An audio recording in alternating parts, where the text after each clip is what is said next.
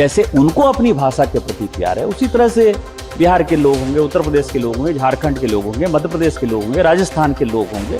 तो किसी भाषा के आधार पर यदि ये लुम्पेन एलिमेंट ठाकरे परिवार जो है यदि मारपीट करता है तो हमारे बर्दाश्त के बाहर है। वहाँ जो है मुकेश अंबानी साहब रहते हैं, मराठी तो बहुत कम बोलते हैं, हिम्मत है तो जरा उनके पास चले जाओ। माहिम में जो है सारे मुसलमान हैं, हिम्मत है तो तुम वहाँ चले जाओ। स्टेट बैंक ऑफ इंडिया का चेयरमैन मराठी नहीं बोलता है, वो तो आंध्र का है, तेलुगु बोलता है बेचारा, आप उसको जरा मारपीट करके देखो। किसी टिप्पणी पर मुझे कुछ नहीं कहना है। जहां तक सवाल है कि मैंने क्या कहा, मैंने कहा कि महाराष्ट्र का आजादी के आंदोलन में बहुत बड़ा योगदान रहा। मराठी भाषा जो है, जैसे मराठी भाषा का सम्मान है, मराठी का सम्मान है, कन्नड़ का सम्मान है, तमिलियन का सम्मान है, तेलुगु का सम्मान है, उसी तरह से जैसे उनकी वो रीजनल लैंग्वेज है, जैसे उनको अपनी भाषा के प्रति प्यार है, उसी तरह से बिहार के लोग होंगे, उत्तर प्रदेश के लोग होंगे, झारखंड के लोग होंगे, मध्य प्रदेश के लोग होंगे, राजस्थान के लोग होंगे, उनकी भी अपनी भाषा है, उनकी हिंदी भाषा है। तो किसी भाषा के आधार पर यदि ये लुम्पेन एलिमेंट ठाकरे परिवार जो है यदि मारपीट करता है तो हमारे बर्दाश्त के बाहर है। दूसरी बात मैंने कही जिसको कि बड़ा तोड़ मरोड़ कर पेश किया गया कि महाराष्ट्र का इस देश के इकोनॉमी में बड़ा योगदान है, उससे कोई डिनाई नहीं करता। हमारी बातों को जो है गलत ढंग से लोगों ने समझा, लेकिन हम ये कह रहे हैं कि मुंबई जो है या महाराष्ट्र जो टैक्स पे करता है, उस टैक्स पेयर के मनी में हमारा भी योगदान है। इसका ठाकरे परिवार से लेना देना नहीं है, इसका मराठा से लेना देना नहीं है। इसका यह है जैसे कौन टैक्स पे करता है, state bank of India tax पे करती है क्योंकि उसका हेडक्वार्टर वहां है। तो स्टेट बैंक ऑफ इंडिया में, जहां मैं सिक्किम में खड़ा हूं, तो सिक्किम के लोग भी तो स्टेट बैंक ऑफ इंडिया में पैसा देते हैं, इनका पैसा भी तो वहां जमा है ना। लेकिन उसका टैक्स का पैसा यदि मिलता है तो महाराष्ट्र के खाते में जाता है। LIC है, इतनी बड़ी इंश्योरेंस एजेंसी है, उसका हेडक्वार्टर कहां है। दूसरी बात यह है कि आप जो है गरीबों को मारपीट करते हो।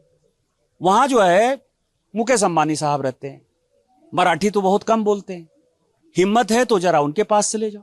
माहिम में जो है सारे मुसलमान हैं, हिम्मत है तो तुम वहां चले जाओ। स्टेट बैंक ऑफ इंडिया का चेयरमैन मराठी नहीं बोलता है, वो तो आंध्र का है, तेलुगु बोलता है बेचारा, आप उसको जरा मारपीट करके देखो। LIC का जो चेयरमैन है वो नॉर्थ ईस्ट का है, भानु, जरा उसको जरा मारपीट करके देखो। मेरा ये कहना है कि जो गरीब आदमी है, जो कमाने खाने गया है और जिसका कि महाराष्ट्र के इकोनॉमी में योगदान है, जितने बड़े इंडस्ट्री हैं, यदि टाटा हुआ तो टाटा बिहार में ही सबसे पहले इंडस्ट्री लगाए।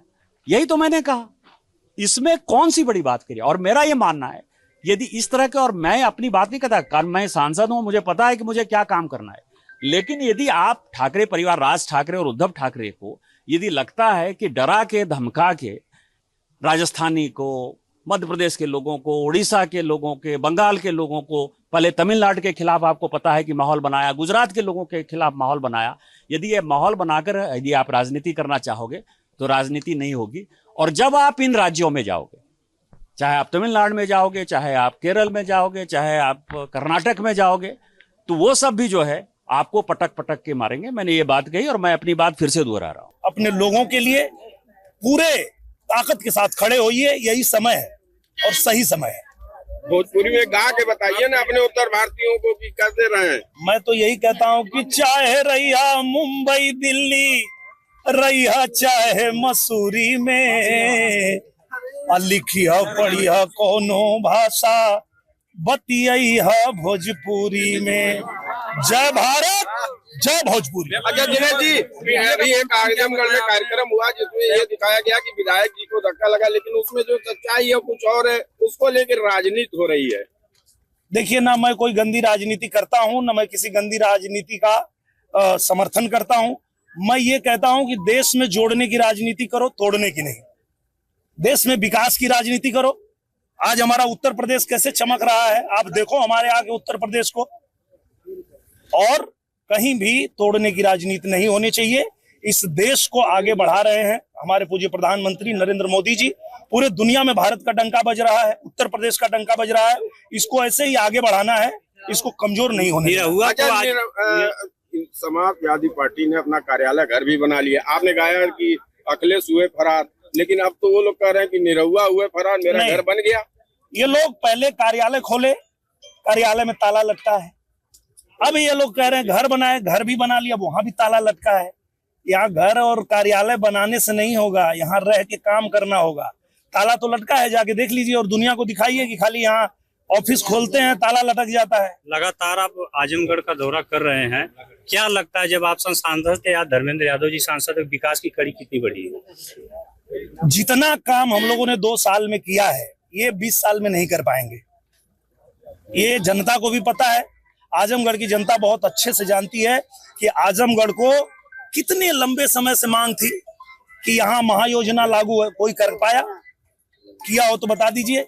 आजमगढ़ को महायोजना लागू किसी ने कराया? तो हमने कराया। पूज्य महाराज जी से कह के आजमगढ़ में महायोजना भी लागू हुई, आजमगढ़ का रेलवे स्टेशन भी बन गया, आजमगढ़ का हवाई अड्डा भी बन गया, आजमगढ़ में रिंग रोड पास करवाया हूं, वो भी अभी बनेगा, लेकिन वो पास कराया मैंने है। यहाँ जितनी सड़कें आप देख रहे हैं, आप कहीं चले जाइए, आप आजमगढ़ के कोने कोने में चले जाइए, हर सड़क को पास करके हमने बनवाया है 2 साल में। अब ये देखिए क्या करते हैं 5 साल में। रुकिए, पीडीए का क्यों नया फॉर्मूला आज आपने? क्योंकि ये सत्य है भैया, ये पारिवारिक डकैत अलायंस है, परिवारवादी डकैत अलायंस है। नहीं तो आप अखिलेश यादव जी से मिलिएगा तो पूछिएगा कि आप ये जो पीडीए खोले हैं, यहाँ पूर्वांचल में आए थे, पूर्वांचल के कितने यादव को आप सदन में पहुंचाएंगे? ये सवाल पूछिएगा उनसे। अगर ये परिवारवादी डकैत अलायंस नहीं है तो पूर्वांचल के कितने यादव को ये सांसदी का टिकट देके संसद में पहुंचाएंगे? ये सवाल पूछिएगा आप। धन्यवाद। संसदों का अगर विरोध नहीं किया गया तो इनका मन और बढ़ जाएगा, और इनका मन बढ़ेगा तो इन लोगों ने पहले भी ऐसे कांड किए थे। 2008 में आप लोगों ने देखा होगा कि 2008 में यही हमारे भोजपुरी भाषी और भी राज्यों से जाने वाले लोगों को उसी महाराष्ट्र में मारा पीटा गया था। अब ये फिर वही करने की कोशिश ये लोग कर रहे हैं।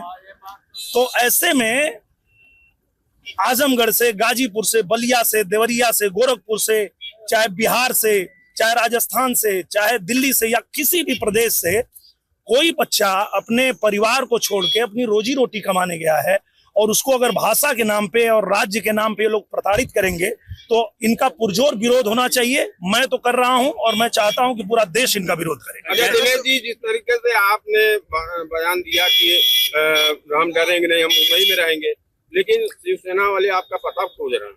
बिल्कुल, मेरा पता सबको मालूम है। आप महाराष्ट्र में जाएंगे और किसी रिक्शे पे बैठ जाएंगे और कहेंगे कि निरहुआ के घरे ले चल, पहुंचा दी, तो ऐसी बात नहीं है। उनको पता नहीं मालूम है?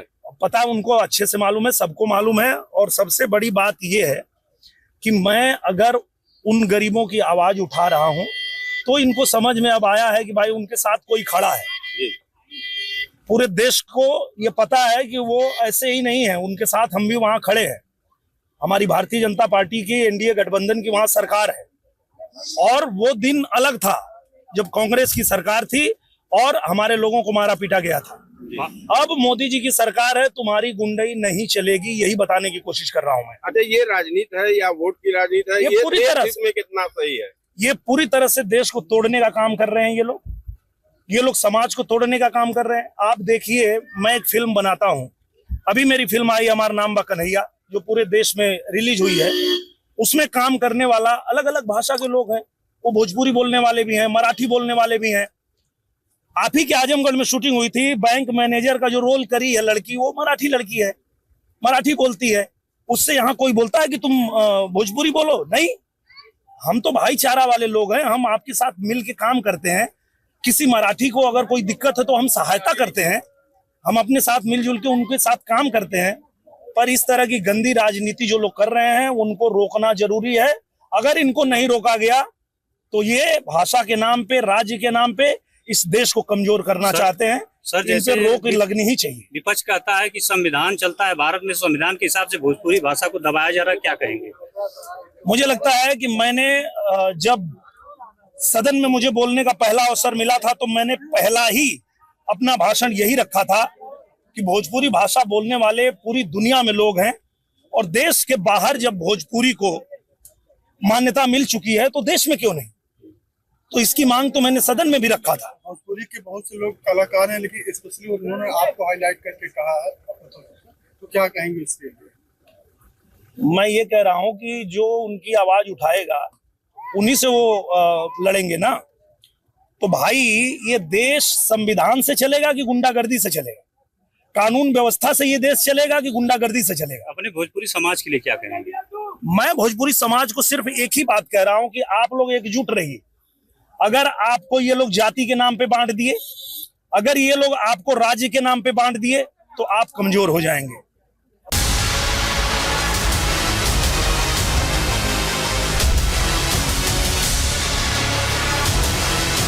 के लिए, अपने लोगों के लिए पूरे ताकत के साथ खड़े होइए। यही समय है और सही समय है। भोजपुरी में गा के बताइए ना अपने उत्तर भारतीयों को कि कैसे रहे। मैं तो यही कहता हूं कि चाहे रहिया मुंबई दिल्ली, रहिया चाहे मसूरी में, लिखिया पढ़िया कोनो भाषा, बतिया भोजपुरी में।